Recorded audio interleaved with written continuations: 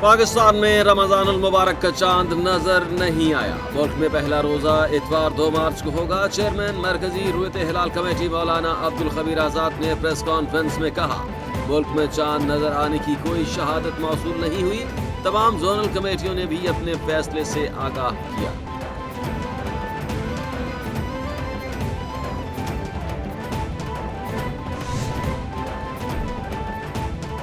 سعودی عرب میں رمضان کا چاند نظر آ گیا۔ سعودی سپریم کورٹ کا اعلان، سعودی عرب میں پہلا روزہ ہفتہ 1 مارچ کو ہوگا۔ آسٹریلیا، نیوزی لینڈ اور دیگر ایشیائی ممالک میں بھی پہلا روزہ ہفتہ 1 مارچ کو ہوگا۔ انڈونیشین حکومت کا بھی ہفتے کو روزہ رکھنے کا اعلان۔ بھارت، ملائیشیا، برونائی اور سری لنکا میں بھی رمضان کا چاند نظر نہیں آیا۔ پہلا روزہ اتوار 2 مارچ کو ہوگا۔ UAE، قطر، بحرین، عمان اور کویت میں بھی چاند نظر آ گیا۔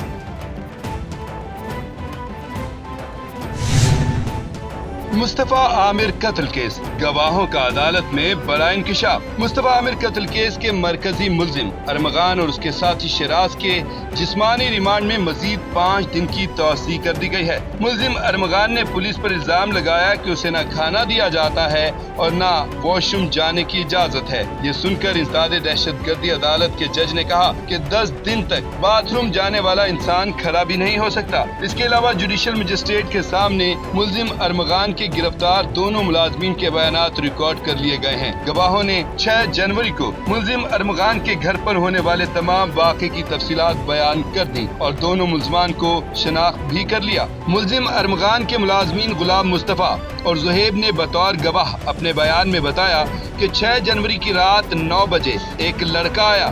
اس نے ٹراؤزر اور جیکٹ پہن رکھی تھی۔ وہ باس سے ملنے اوپر والے کمرے میں چلا گیا۔ 1-1.5 گھنٹے بعد گالم گلوچ کی آوازیں آئیں اور 2-3 فائر ہوئے۔ باس نے ہمیں آواز دیکھ کر بلایا اور خون کے نشانات صاف کرنے کا حکم دیا، لیکن وہ لڑکا وہاں موجود نہیں تھا، بس اس کا ٹراؤزر وہاں پڑا ہوا تھا۔ اس دوران ایک چشمے والا لڑکا بھی وہاں موجود تھا۔ پھر ہم اپنے کمرے میں چلے گئے۔ گواہوں نے کہا کہ کچھ دن بعد گھر پر پولیس کا چھاپا پڑا اور فائرنگ شروع ہو گئی۔ ہم چھپ کر وہاں سے نکلے۔ پھر کچھ دنوں بعد ہم اپنا سامان لینے ارمغان کے گھر واپس آئے تو پولیس نے گرفتار کر لیا۔ جو بھی واقعہ ہوا ہم نے پولیس کو سچ بتا دیا تھا۔ عدالت نے گواہوں سے پوچھا کہ کیا تم ملزمان کو پہچان سکتے ہو؟ تو غلام مصطفیٰ اور زہیب نامی ملازمین نے ملزم ارمغان اور شیراز کو شناخت کر لیا۔ ساحر حسن منشیات فروشی، مشہور اداکارہ بھی پارٹنر نکلی۔ اینکر پرسن مہرین سبتین نے دعویٰ کیا ہے کہ مصطفیٰ عامر قتل کیس میں پولیس حکام شدید پریشان ہیں۔ ایک بڑی میٹنگ میں کہا گیا ہے کہ اس کیس میں بڑے لوگوں کے نام سامنے آ رہے ہیں۔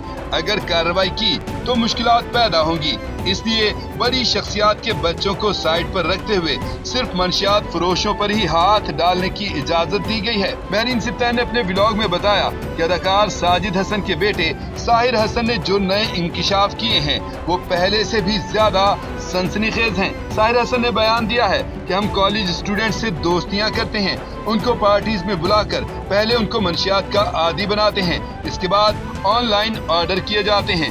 زیادہ تر لڑکیوں کو ہی اس کام کے لیے استعمال کیا جاتا ہے۔ مہرین سبتین نے دعویٰ کیا کہ ساحر حسن نے بتایا ہے کہ شوبز انڈسٹری کی ایک بڑی اداکارہ بھی اس سے منشیات لیتی رہی ہیں۔ اس کے علاوہ ایک اور اداکارہ بھی ڈرگز کی بڑی گاہک ہے۔ یہ اداکارہ ساحر حسن سے ہر ماہ لاکھوں روپے کی منشیات خریدتی ہے اور مختلف پارٹیوں میں اس کو سپلائی کرتی ہے۔ ان پارٹیز میں بڑے اداکار آتے ہیں، لیکن پولیس نے فیصلہ کیا ہے کہ ہاتھ صرف ان پر ڈالا جائے جو ڈرگ ڈیلرز ہیں۔ ملزم ارمغان کے وکیل نے کیس کا رخ ہی موڑ دیا۔ مصطفیٰ عامر قتل کیس میں ملزم ارمغان کے وکیل عابد زمان ایڈوکیٹ نے کہا ہے کہ اس کیس کے حوالے سے میڈیا میں تو بہت باتیں ہو رہی ہیں، لیکن اصل حقائق کیا ہیں وہ عدالت کے سامنے آ جائیں گے۔ میڈیا کی بات اور عدالت میں کچھ اور ہوتی ہے، میڈیا کی بات اور عدالت میں کچھ اور ہوتی ہے۔ میں نے ملزم ارمغان کا کیس لینے کا فیصلہ کیا ہے اور بطور وکیل عدالت میں پیش ہوا۔ عابد زمان ایڈوکیٹ نے کہا کہ میری کوششوں سے عدالت نے ملزم ارمغان کو والدین سے ملنے کی اجازت دی، जबकि मुल्जिम अरमगान के मेडिकल की दरख्वास्त भी की, जिसकी अदालत ने इजाजत दे दी है। जबकि मुल्जिम अरमगान के दोनों मुलाजमीन ने बतौर गवाह बनकर जो बयानात दिए हैं, जब कोर्ट में केस चलेगा तो हम इन बयानात को गलत साबित करने की कोशिश करेंगे। हमें ये बयानात किसी हद तक फेवर दे जाएंगे और चीजें प्रोसिक्यूशन के खिलाफ चली जाएंगी। आबिद जमान एडवोकेट ने कहा कि मीडिया ने मुल्जिम अरमगान को ड्रग सप्लायर बनाकर पेश किया, लेकिन ऐसी कोई चीज साबित नहीं हुई। पहला इल्जाम ही गलत साबित हो चुका है। इसके अलावा गैर कानूनी कॉल सेंटर चलाने की खबरें भी महज बातें हैं, जबकि घर में 40-50 गार्ड्स की मौजूदगी की न्यूज भी फैलाई गई, जो कि फेक हैं। पुलिस छापे के दौरान एक भी गार्ड वहां मौजूद नहीं था। अरमगान ने 4 घंटे तक पुलिस के साथ फायरिंग का मुकाबला किया, ये भी झूठ है। यारी गैंग वॉर में भी ऐसा नहीं होता था। उन्होंने कहा कि मीडिया रेटिंग के लिए बातें ना करे। मैं मुस्तफा आमिर कत्ल केस की बात नहीं करना चाहता। जो भी बात करूंगा वो अदालत के रूबरू होगी। पीटीआई की खुफिया रिपोर्ट, चट्टा बट्टा खुल गया। मंसूर अली खान की तहलका खेज खबर। सीनियर तजियाकार मंसूर अली खान ने पीटीआई की अंदरूनी रिपोर्ट सामने लाकर सियासी खलबली मचा दी है। उन्होंने बताया कि रिपोर्ट के मुताबिक सबाबी जलसे के लिए पीटीआई रहनुमा अली मोहम्मद खान अपने हलके से एक भी कारकुन नहीं निकाल सके। एमएनए मुजाहिद खान और सेनेटर जीशान खान भी तन्हा जलसागाह पहुंचे। रिपोर्ट में साबिक सूबाई वजीर आतिफ खान के 1500 कारकुनों के साथ जलसे में शिरकत की तस्दीक की गई है। सोशल मीडिया पर हजारों कारकुनों का दावा करने वाले वजीर खुराक जाहिर शाह सिर्फ 400 अफराद लेकर आए थे और मुशीर सेहत एहतशाम अली भी मुश्किल से 300 बंदा इकट्ठा कर सके, जबकि मर्दान के तमाम कौमी और सूबाई हलकों से 4490 कारकुनों ने स्वाबी जलसे में शिरकत की। मंसूर अली खान ने कहा कि पार्टी जराये के मुताबिक जलसे में कम कारकुन लाने और गलत रिपोर्टिंग जमा कराने वाले रहनुमाओं के खिलाफ सख्त तादीबी कार्रवाई की जाएगी, क्योंकि रिपोर्ट और ओहदेदारों के दावों में वाज़ेह फर्क है। मंसूर अली खान ने कहा कि इस चौंका देने वाली रिपोर्ट पर पीटीआई रहनुमाओं से उनका मौक़िफ़ जानने की कोशिश की, लेकिन कोई कामयाबी हासिल नहीं हो सकी।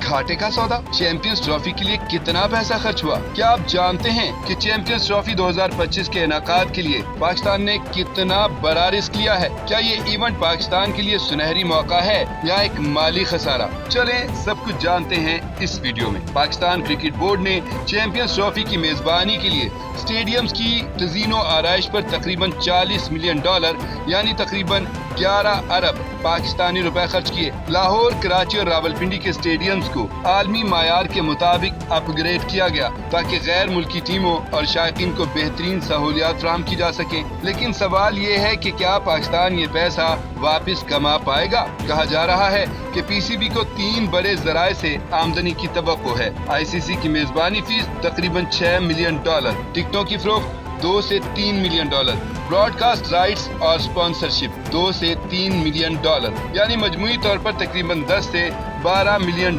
की आमदनी मुतवक्के है। लेकिन खर्च कितने हुए? $40 मिलियन से भी ज्यादा। तो क्या पाकिस्तान को नुकसान होगा? बज़ाहिर हाँ, लेकिन पाकिस्तान को इस इवेंट के दूर रस फवायद मिलेंगे। बैनुल-अक़वामी क्रिकेट की मुकम्मल वापसी, सियाहत का फ़रोग़, मकामी कारोबार की तरक्की और आलमी सतह पर पाकिस्तान का मस्बत तासुर, ये सब चीजें बराह रास्त नहीं लेकिन तवील मुद्दत में पाकिस्तान के लिए खजाना साबित होंगी। चैंपियंस ट्रॉफी 2025 सिर्फ एक टूर्नामेंट नहीं बल्कि पाकिस्तान की क्रिकेट मईशत के लिए एक नई सुबह है। नुकसान वक्ती हो सकता है लेकिन मुस्तकबिल रोशन है। पाकिस्तान के मैदान तैयार हैं, क्रिकेट का जुनून उरूज पर है और दुनिया देखेगी कि पाकिस्तान एक महफूज मुल्क है।